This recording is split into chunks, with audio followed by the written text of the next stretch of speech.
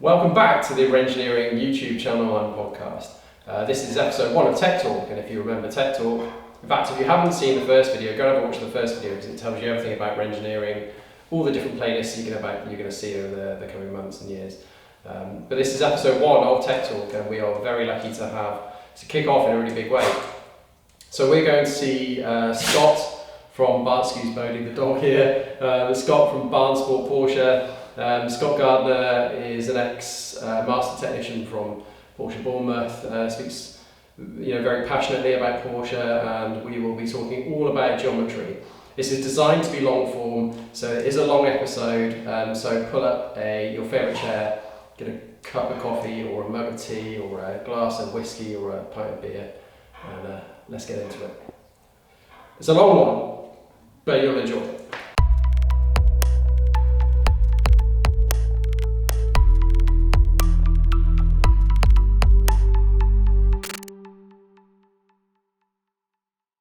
Scott, morning. Good morning. How you doing? I want to say welcome, but I'm at your place. So welcome to Bahnsport. Yeah, thank you. Yeah, thank you so much. Before we get into talking about geometry, I want to take you all the way back to before you were working for Porsche. All the way back to school as a kid. So talk to me about when you were young. How did you? What were your interests, and did they align to anything to do with this? They did actually. I mean, I think my story is probably a bit more of a direct path. So I've always been a petrol head. Mm-hmm. My father's always been a petrol head. He's been heavily involved with cars. Loved his Aston Martins from when he was young. So I've always been around cars. Always had a passion for cars from a young age.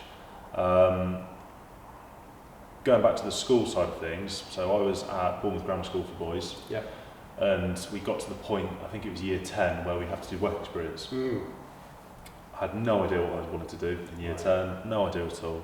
You had an interest in cars at that point? Interest in cars, but no idea that I wanted to work with them, be involved with them from a career point of view moving forward. I think at that age, it's the last, it's the last thing on your mind, really. So my maths teacher was an amazing person, and he arranged for me to do work experience at Porsche Centre Bournemouth. Loved it, absolutely amazing to be around a prestige brand and environment, and B, just around the cars and the mechanics in the workshop. Did they get you doing anything? It was a lot of it was just shadowing, watching them. They got me involved a little bit, doing bits and pieces, which is nice. But basically, after that experience, they offered me an apprenticeship scheme. Right. So they wrote to me after I'd done my GCSEs and said that they're looking for an apprentice. Mm-hmm. They think I'm the right candidate for my engagement and passion in the work experience. I had nothing else on the horizon. I didn't have ambitions to go to university, any of that sort of side of things. So it all made sense. Accepted it. I did my apprenticeship with Porsche Centre Bournemouth starting back in 2006. Many years ago now. I was fortunate enough to be Apprentice of the Year for 2 years running. They then invited me back after my 3 years to do my Master Tech Diploma. And then completely... This is quite quick, isn't it? It all went through in a very, very short space of time. After my Master Tech Diploma, I was very lucky that Porsche Centre Bournemouth actually sponsored me to then do an FDA in Automotive Business and Management while working full-time as a qualified technician. So it's quite full-on. So that started to take your evenings up as well. Exactly, so evenings doing essay writing, research, all of that sort of side of things. But I didn't mind it because I had the passion for it, and I was young, and got my FDA in that, and then I just started my experience with Porsche Centre Bournemouth as a technician, getting a few years under my belt. They had then developed their technician tiered qualification sort of structure. So they base their technicians as a bronze technician, silver or gold. Gold being their master tech, top level. Top tier. Progressed my way up through that and became a gold master tech for Porsche. How many at that point? At that point, there was about 30 in the network, so 30 master techs in the UK. It's not a lot for factory trained Porsche master techs. And there's loads of criteria you need to go through. You need to do so many physical training courses, semi-physical online courses. You have to prove your knowledge not only technically but customer experience as well, customer service. dealing directly with them, and you go through quite a brutal test and then physical observation of diagnostics. Wow. So there was sort of a 4 or 5 hour diagnostic exam where they induce faults on the car, and you have to show to diagnose them in a methodical way, an efficient way, show you're following all the Porsche standards and processes, using special tools, etc.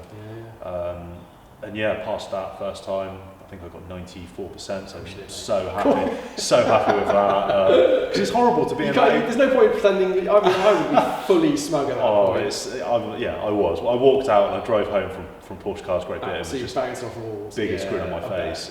But being in that exam environment and under pressure, someone over your shoulder watching what you're doing, outside of your normal working environment. Very, very happy to get that. So I was Gold Master Tech for probably 2.5 years at Bahnsport Bournemouth. Right. Really enjoyed it, really great, but then evolved to be their workshop controller and then workshop manager for the last 2 years. Right. So at that point, again, the viewers won't know because I'm done this is coming, but a background on me. But yeah, there's a difference between working on the tools, Massive. managing the workshop, Massive. and then being the overall service manager or workshop manager. There's a distinct step between those two roles. And I don't think I was fully ready for that because I've always been hands-on. I've loved turning spanners, I love fixing cars, I love building engines, and to hang your spanners up and go behind a computer screen full time, shirt and tie, you've got clean hands for a change. It's completely different, and also just managing people as well. It's a completely different mindset of how you approach your work. Because with the best one in the world, and I think we're probably on the same wavelength here, you have your own standards of how you would work. Absolutely. And then you've got to that position you're in because you have those standards. Quite. So naturally you expect everybody to work to those standards. Exactly right. And it's eye-opening when somebody does something that you would have done it or approached it in a different way. And I'm quite OCD with methodical with how I work. So that was a challenge to accept that everyone's different, everyone approaches things in a different way, and everyone does things in a different way. End result might be the same. That was quite eye-opening really to experience that. Did you feel at that point though that you were losing something, or were you still at that point like, no, this is the right path for me? Yeah, at the time it felt like the right path. 6 months into being workshop manager, I had a bit of a wobble and I was like, what am I doing? I missed cars, I missed driving them, I missed working on them, and I thought, do you know what? Perhaps I need to consider stepping back to being a master tech. But then I've always spun spanners in my private time. I've got my own cars that I play with and tinker with, so I still had a link and working on them still. Persevered. Did 2 years as workshop manager. Loved it, but you can only do something for so long before you get to a wall where you go, right, I'm either going to be stuck doing this for the next 10 years, or right, what's the next step? So for you at that point, you're comfortable, you know what you're doing. Comfortable, the job's easy. Well, not you've easy, got your but team it's settled built in the right way. Quite. But naturally, it's almost. I think anyone with this mechanical sense of mind is you inherently want to fix stuff. Yes. When you've got everything to a status quo and it's ticking along, that's the point where you start going. You want a challenge. You want I need something. I need a direction. So we've got to the point, and 6-7 months later, here we are now, Bahnsport. So because there's 6-7 months later, here we are in a lovely environment with some brilliant cars around. We'll do a tour in a second about the cars, but it wasn't that simple, was it? No. So I left end of February this year. So February 2021, end of Feb, left Porsche Centre Bournemouth. It's always been a passion for mine to have my own garage, workshop, specialist, whatever you want to call it. And I think that's always been my end goal, to achieve that and get to that point and then just build it and grow it from there. So decided to set up Bahnsport, so myself and business partner James. We've gone in as 50-50, nice fresh company. I actually worked with James at Porsche Centre Bournemouth when I was an apprentice, so so that's where the link is with James. He's got so many years of Porsche experience under his belt. So yeah, we started off mobile, didn't really know what we were doing, just baby steps before you can run. So we started off as a mobile specialist, working out of a van, and just developed it and grown it very slowly to finally having a roof over our head. Very slowly, well, 6-7 months. Yeah, we talked about this off camera, but that's an achievement, isn't it? To go from stepping away from a full-time, very predictable, well-paid job in a lovely environment with all the trappings that come with all of that, to then kind of lying, again we talked about this, lying on your back, fixing a box to exhaust on the driveway, sideways rain, all the elements, and that's very different. It is different. But it is different. I'm guessing you have, the two of you discussed, okay, if this goes well, this is what we'll do next. Quite, yeah. We've got a long-term game plan of where we want to be in 5 years, 10 years. But for us to have a roof over our head, a ramp to work on, a nice clean environment, all of our tools and equipment all in one place. It doesn't feel like work sometimes. It's amazing, absolutely amazing. So very, very happy, very humbled that all the customers are supporting us. And in fact, that's a really good point. So I was here not long ago, and what I was amazed at, not amazed, but for such a new business, I mean, you had a great turnout, didn't you? Yeah, so had our open day, probably a bit long overdue, but we had an open day, open workshop, and we've got a really big car park out there, and we filled it with Porsches, and loads of customers came down. If you build them, they will come. Exactly it. So it was amazing to see, and you don't realise how many Porsches there are actually out there until they all congregate together. And it was fantastic day. And the support's been great. And it is, I think, a big part of this is the people. I'm fairly new to the brand, and I've not met a single person so far that hasn't been really nice to talk to, completely welcoming to all levels of Porsche, whether you've got something like a 924 or you've got a 992. Exactly. Everybody. It doesn't matter what car you've got. It doesn't matter what the price point of that car is, what condition that car is. There's all that similar synergy between everyone. Absolutely. Everyone's got that passion and engagement for the brand. And let's move on then. So let's start talking about the main point. So each one of these tech talks is it's almost like the research phase of an engineering project. Okay. So Hamish, myself and Scott, we've all got specialisms. We all do things. We'll have areas that we're specialists in. But at the same time, the tech talk does two things. One, it myth busts some of the things that are out there that you read on forums or Facebook groups or whatever else. The thing it does is it allows us a way of collating information, building contacts and networking with people that might want to help us with our project. Definitely, and the first one, and it's something that when I was here last time we talked about a little bit about, is geometry. Yes. Tracking, geometry, wheel alignment. Wheel alignment, what are the millions of different names it's got. Absolutely. Where Renngineering has it's got an essence to it, and that essence is designed for purpose, and I think that really fits well within this, within geometry. And I think it's probably, for me, there's two things: accuracy and design for purpose. And I think people get those things wrong all the time. I guess it's different when you start talking about cars that are modified for aesthetics only. Their only interest is to cram some huge wheels into it, and then they've got them cosmetically looks okay, but practically and completely undrivable. And that's, I think that's a different thing.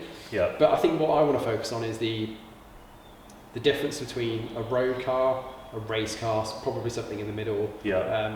And why people go immediately. I think it's almost like the Gran Turismo generation of you can dial in 1 degree of negative camber, 1.5 degrees in there, or you can max it out at 3 or whatever it is. Exactly. And I think people misunderstand that there's a lot more to it than choosing a figure and then hitting that sticking figure. with it. Quite. I mean, so Porsche's out of the box. They're set up as a fast road car. Right. They're set up with slightly more camber.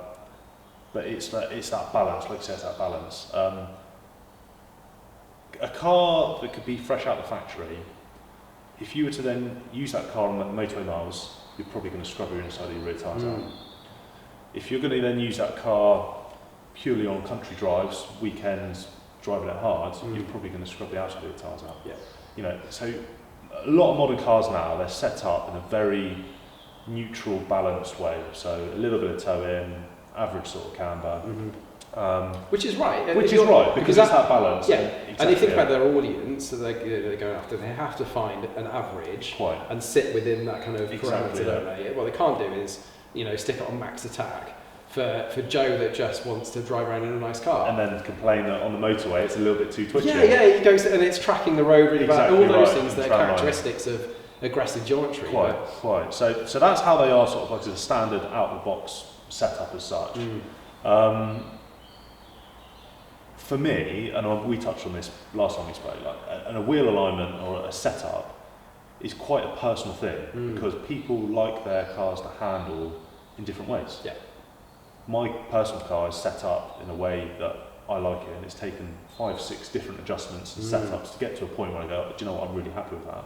You might then hop in it and drive it and go, what's this? This is dreadful, absolutely dreadful. So true, yeah. But as a personal level, it works for me. I'm really happy. So you touched on about a standard car versus like a race car with the different setups.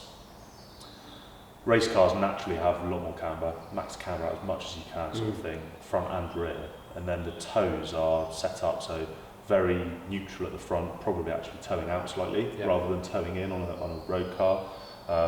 That way, so when you go to turn in a corner, you're getting a crisper turn in to dial out some understeer.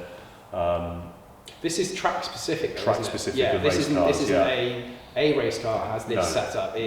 You might have a fast track that you dial in a little bit less toe because you're on longer straights and really aggressive if you've got a really short circuit and you're trying to attack corners. So it's interesting, but like I say, it's such a personal thing.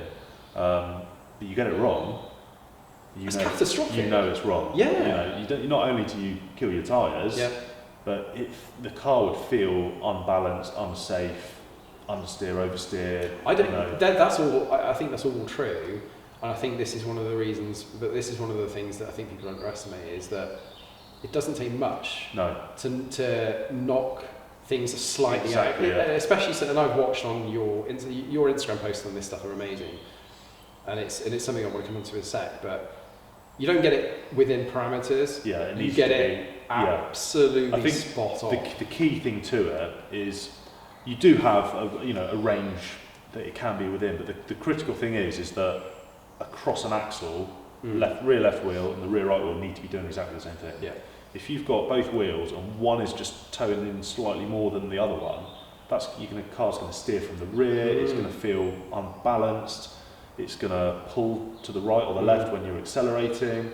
It needs to be balanced is the key thing really. That's what the main message for me is to get across is. But if you don't have it at least checked periodically, you can have knocked that out very easily. Quite. And then your car. And I guess you guys, if you're driving along and your car used to feel really good, and there's something, you can't put your finger on it, you can't work out what it is, something doesn't feel quite like it should. Exactly.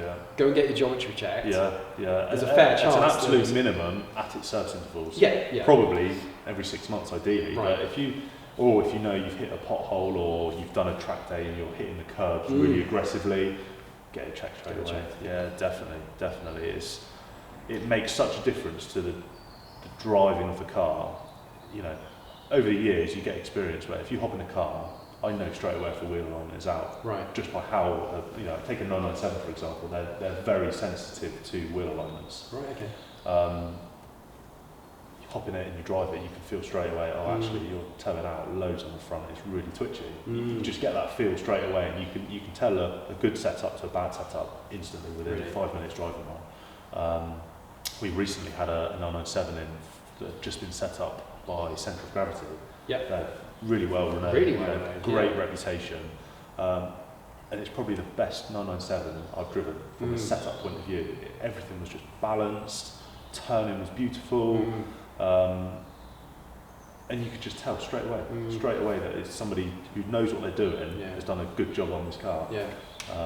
And I think that's the difference. Again, this is something else that I think people do all the time. And I no criticism of anybody.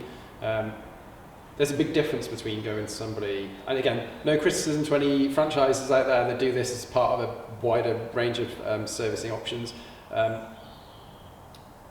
again, it goes back to that parameter. There's people out there that don't. You need to know what you're doing. You do need to know what you're doing, and it isn't enough, I don't think, to have Hunter set up or something and be looking at a display and adjusting slightly, and all you're watching for is green. Exactly. Yeah. That is. I mean, that might be fine. I've got a little Fiat 500 out there. That's perfectly okay for that, as long as it steers in a straight line and it brakes okay. But for a performance car, you need it to be spot on. And what we see often is the technicians that are perhaps a little bit less experienced with Porsche and performance cars, if they're doing a wheel alignment on one, they'll crack off the adjuster nut for, say, rear toe.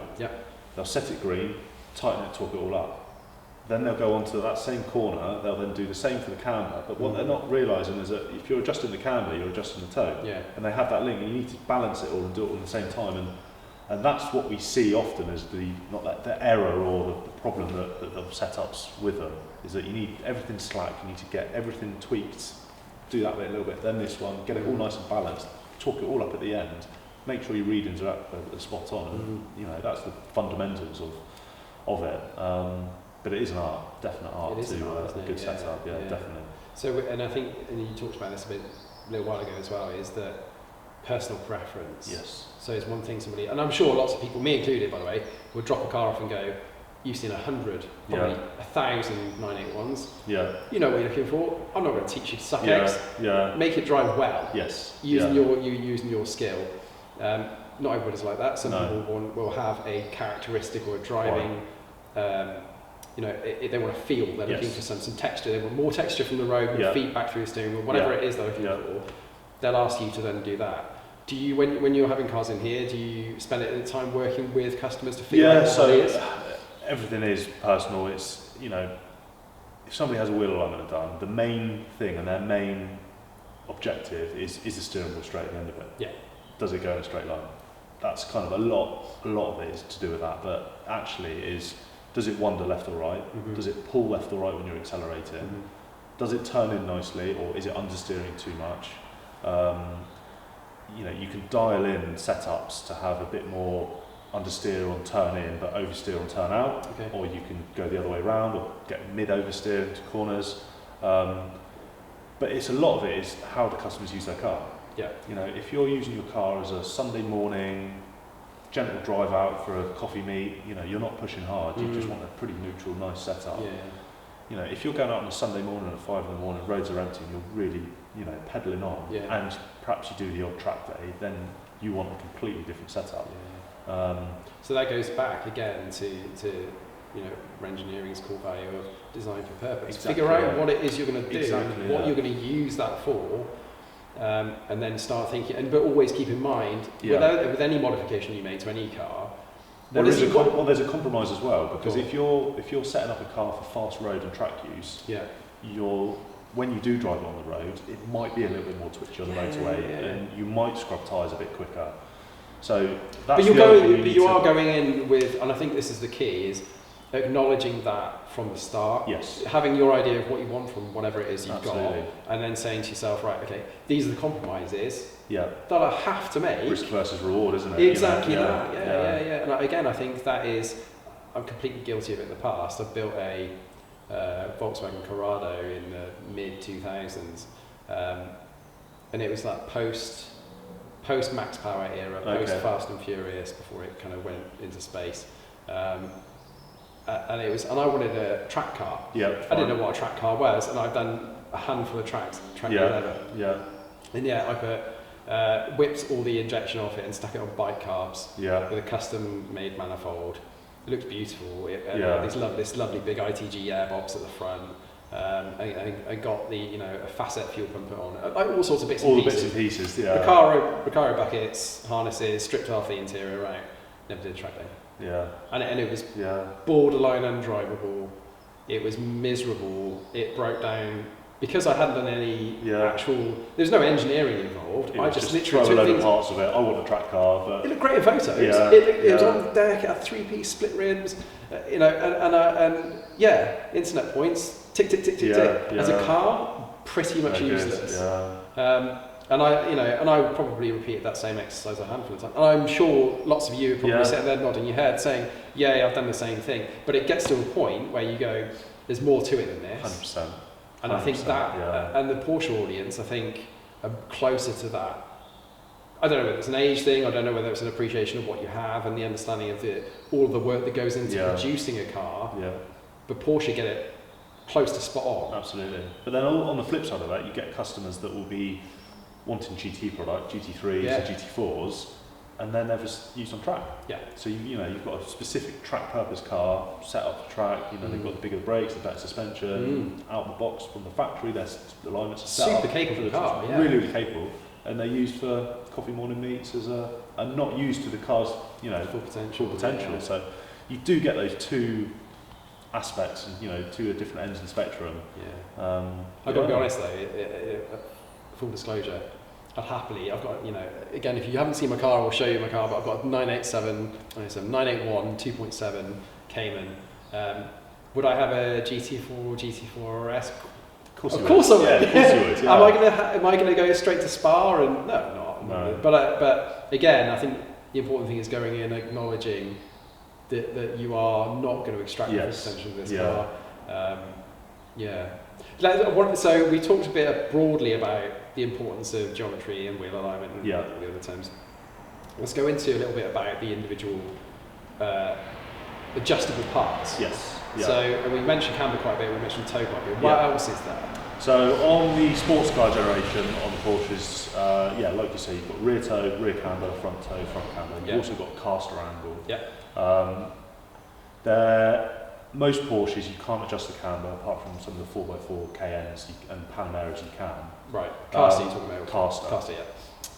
However, there's aftermarket components, arms that you can bolt on, which you can then adjust the caster. Yeah. So the caster is basically, if you've got a vertical upright, it's how far back and forward does the wheel sit looking perpendicular. Which you can see if you look at where, if you drew a vertical line from the centre point of the arch through the centre cap. Exactly. You would see that, and you can see it if it's been adjusted dramatically. Yeah. You can visually see it sitting back or forward. So there's arms, the front tuning fork arms. There's aftermarket ones to fit on to adjust that if you wanted to. Yeah. But mostly, camber and toe is probably the most crucial thing. Yeah. The other thing to bear in mind is, dependent on what suspension you're running, whether it's coilovers, you can set corner weights as well. Yeah. So for those that don't know, what's a corner weight? So with your coilover suspension, it's quite critical to get your ride height set and balanced. Yeah. And then basically what you do is you corner weight the car, so you weigh each set of scales under each tyre. Yeah. And that basically gives you the balances and weights of the car and the weight distribution. From there, you can then work out sort of the cross percentages and adjust the coilovers to basically balance the car. Okay. So you can shift weight to the front, shift weight to the back, again, all depending on personal preference and how you want your car to handle the balance. Again, there's base settings that are a good starting point to go for, depending on what car you're in. 911s are quite unique, being rear engines, you've got a lot of weight in the front. Yeah. So you typically dial a bit more, do you try and bring it more neutral? Try and balance it a little bit, yeah. Ideally you want a 50-50 split diagonal percentage. So that's quite interesting to get involved in, and there's a lot of fine tuning, a lot of trial and error. And again, it goes back to if a car's been corner weighted and set up properly, the feeling of driving a car hard with good suspension setup is chalk and cheese into hopping into something that, like you say, is built for track purpose but hasn't really got that mindset and thought process going into it. Chalk and cheese. Yeah. So going back to corner weighting then, typically you ballast the driver's seat for the driver's weight. You'd have it set up and weighted, so you'd have the fuel tank brims, you'd have the weight put in for the driver, unless you were always with a passenger and then you balance it. So it all goes down to finding out what the customer uses it, how he uses it, what its purpose is for it, and then you customise it and tailor it exactly to that. Not all cars have got coilovers, coilover suspension, so obviously you can't always do that, and you can still corner weight a car to measure it and find out where you're at, but the adjustability was then obviously not there. I want to, before we get, that's a really key point as well, and this is, again, internet myth. Coilovers are bad. Coilovers are going to make it's going to be bone shaking. How much of a turd statement is that? Yes and no. Right. I think with coilovers, you get what you pay for. Yep. If you're buying a budget set of coilovers for your car, you're going to have a bone shaking, choppy ride, but you can adjust the ride height so it's going to look good, etc. Yeah. If you spend a lot of money on some coilovers, such as a set of Bilsteins or Öhlins, are incredible. They're very compliant. You can change springs for different spring rates, so you can customise the rebound, the damping. Yeah. And again, driving a car from budget coilovers to a quality coilover that's set up. Yeah. They're not comparable. I think coilovers have got a bad name because there are so many budget sets out there. Yeah. And they're not the cheapest things. No, so I mean, so a cheap set is what, a few £100. Exactly. And they are not valved, they're not tested, the springs aren't tested before they're loaded cheap materials, on. the quality is just not there. 2 years later and they're a rusty pile of rubbish. Exactly, yeah. But then suspension's so expensive, if you wanted a full set up, installed, to go from a budget set to a quality set, you're talking thousands in a difference. 5, 6, 7 plus. Absolutely. Yeah. So quite often people don't always spend that extra money for the quality ones. Yeah. With them thinking that it's the same product, and it's not. So I think coilovers have got a bad name, a bad reputation, because of the amount of budget ones out there that have then been fitted on cars, and they're not experienced quality coilover setup, dialed in properly. And it's so noticeable. The stroke of the push rod that goes into the chamber, if it's been the right oils in it, it's been set up and valved properly, absolutely. and you've tweaked it all. The compression and the extraction of that rod is so slick. Yeah. It's not like you get this stiction is what it's called, where you get that piston that drives into the chamber, and everything's so badly set up that it just does. It almost just not steps. Yeah. And I think again that is so, along with poor design, poor kind of qualities in terms of corrosion resistance, all the rest of it. Stiction is one of the big things that you're going to notice, and yet you wouldn't necessarily know what it is, other than the fact that it just doesn't feel right. Yeah. So you get, you can. I guess it goes back to the what do you want out of a car? If all you want is like mega camber, cosmetically right, 2 inches off the floor, go nuts, buy yourself a set of 300 quid coilovers. If you've got something that you want to invest in and you want to extract the best performance out of, whatever that is, whether it's driving on the road, whether it's a purpose-built track car, you need to understand what you need to spend your money on and then invest correctly in that. Because again, overkill. I would like to put a set of coilover suspension on my 981. I don't need 3-way adjustable Öhlins TTX. I don't need KW's absolute max set. I need something that kind of compromising. Something that allows me, because visually I would like it a little bit lower. I think setup, I want something reasonably neutral. I'm not doing those track days. There's no point in me getting this crazy, staggering up. But I also want something that I know I'm not removing a high quality item and putting a lower quality item. Fine. But like you say, going back to your compromising for your 981, I'm running a 987 Cayman on track, heavily track focused. But going back to it being a personal preference, I don't run coilovers. So I run a standard Bilstein, an uprated Bilstein B8 shock absorber with a H&R 35mm drop spring. Right. Quite a soft sprung rate spring. Yeah. But for me, it does everything I want it to do. Yeah. It handles the way I want it. I'm super happy with it, and I could easily go and spend thousands on coilovers, get it all dialed in. But and you're not paying labour rates. You're buying the part and going right. I've got half a day to set this up. Exactly. But for me, I'm happy with the car. So what's the point then going swapping everything X, Y, Z out when as it is? And it looks. Stick some photos up. It looks absolutely great. Isn't it? And I know it's a track car, so your focus is less on aesthetics and more on its performance. Yeah. But bonus, it looks great. Quite. So it's that compromise of how you want it to look, how you want it to perform, and what you're using the car for. Yeah. And it's getting that balance for the customer or for yourself and your car. That's kind of a key thing, definitely. But it's not all about your shock absorbers and your springs. Yeah. You can talk about poly bushes, Yeah. different arms. You can go solid mounts, Yeah. roll bars. thicker, stiffer roll bars. I mean, the problem is, and I think this is the other thing with all engineering is, no doubt Porsche would have worked out that there's no serious weakness across the platform. Yeah. Whereas naturally, you introduce something that's far superior or far stiffer, and all you're doing is moving.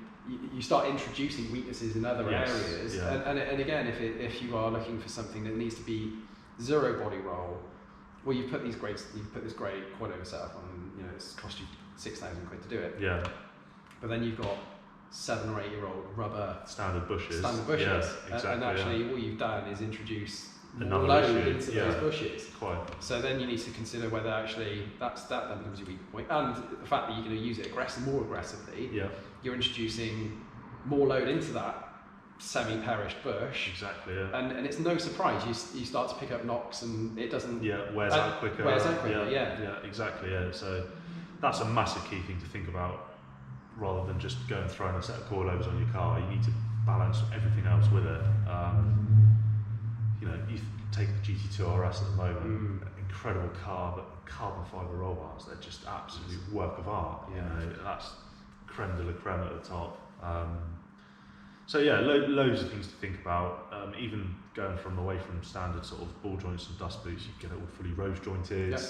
Which is what my Lotus was like. Yeah, it was all rose jointed. Yeah, it's amazing. But then, where do you start? And I didn't need it. Then you start looking. Do I go and reduce the unstrut mass weight? Do you go different wheels? Do you go lighter brakes? There's. And I did all this. I forged wheels. Yeah, the whole lot. Yeah. And don't get me wrong, I was very proud of that finished product. Again, I'll put some photos up for those of you who remember that. But I'd never used a tenth of its potential. Yeah. And the investment I put into that car. Very luckily, I bought that car for a pittance. In much the same way that you bought your 987. Yeah. It was a K series, a lease. Head gasket had gone. Yeah. And I bought it knowing that it was low miles, low owners, and all the rest of it, but it had engine trouble. And then started rebuilding it all the way through from that. So when I sold it, I actually hadn't moved out of equity, so I'd still invested all this money in, but I hadn't kind of burned through it. But yeah, it's easy to get sucked in. Do you regret not using it to its full potential? Do you wish you did test it and put it through its paces and go, do you know what, actually, everything I've done to it works? It taught me a few things. It was an engineering project to understand more about what my capabilities are in terms of what I can and can't do. Yeah. Like, where do I stop? Where do I hand stuff off to other people to do? What can I do myself? Yeah. It was a really enlightening experience doing that. I was in the middle of buying a house with my wife, and I needed to get some money out of the car. I was already tied up in that car, so I just literally didn't have it long enough to test all that stuff out. And the intention was, and the next tech talk is at HP Automotive. They build, fully built engines, and the intention was to buy a 300 horsepower, 300 pound-foot torque, normally aspirated Honda, and that would have gone in the back of it. And it would have been an absolute monster. Epic machine. Yeah. So that was the long-term. I had a long-term plan. Yeah. Do I regret? No, because I wouldn't have a Porsche. Fine. And I think what the Lotus lacked was daily usability, even more so when I finished with it, because it was corner weighted and very low. And actually now I get to jump in a car that I can use and can do 2 hours back to Cheltenham and be comfortable with it. It's comfortable, and I can switch the exhaust off and listen to music. Yeah. And I can switch the valves on and go for a black countryside, and I really enjoy it. So, and I've ended up being in this community, and I didn't realise what the community was like. So I don't amazing brand of that, aren't they? The following the community is amazing, absolutely amazing. More so, and Lotus is it's different in the same. People are equally as fanatical about detail. Yeah. And no disrespect to anyone that's got a Lotus, but there is something about the heritage that people get with Porsche. Even if you've got a brand new Porsche. You still respect the love all the way back to the really early stuff. It's almost like you feel the bloodline. Yeah. You can almost feel the bloodline. Absolutely. And I think I'm totally sucked into it now. Yeah. So once you are, it's that slippery slope. I can't personally ever imagine not having a Porsche now. Which is mad, isn't it? Yeah, I would never I don't think I'd ever go away from the brand ever. And it shows just how powerful that is. Yeah. You know. So we'll start wrapping this up now. But the 550 build that we're going to do. Yeah. The idea is we take this Beetle chassis. Don't laugh.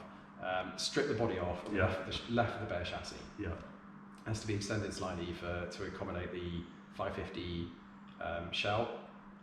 But we're going to 3D scan the chassis and start looking at the weaknesses, because everybody knows the Beetle's not the greatest handling thing in the world, but I believe there's potential there. Yeah, definitely. So we'll start, we'll 3D scan it, put it into CAD, and then the design team are going to start looking at how we can custom make, strengthen it where it needs it. Strengthen it where it needs it, but actually, building completely different suspension components from the ground up. Yeah. But this is again going back to design for purpose. We need to figure out what that car's intention is at the end, exactly, to set our understanding and expectation. Because there's no point in us going, we're going to build this bit upright. I think it's very easy to lose focus once you're on that journey. It's very easy to then divert off into these different areas. Yeah. Like you said, you need to decide what its purpose is going to be.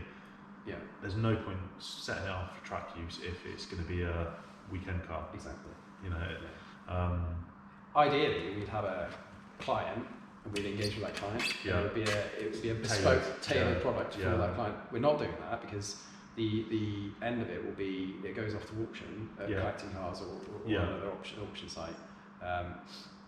So we have to try and kind of almost design it with a purpose in mind, and then make that clear to the audience. Fine tune it at the end. And then absolutely, the intention is to provide some sort of warranty and some sort of customization and collaboration process once it's sold to the client, to then set the car up for their use. Nice. We're a long way away from that. So exciting, though. It is. Yeah, it is. And it's there's some trepidation and nerves, obviously, because we're taking on something that I don't think anyone else has done. Yeah. Certainly not exposed every single element of it for everybody's critique, and no doubt along the way there'll be, you should have done this. There'll be hiccups and problems along the way, but it's part of the journey. And it is. You look, once you're at the point where you've got the car, you'll look back at that and take that all as experience. So a massive thank you to Scott and Bahnsport for supporting the channel so early on. We really didn't have much to go on at that point. The logos and the branding and everything else wasn't really there at that stage.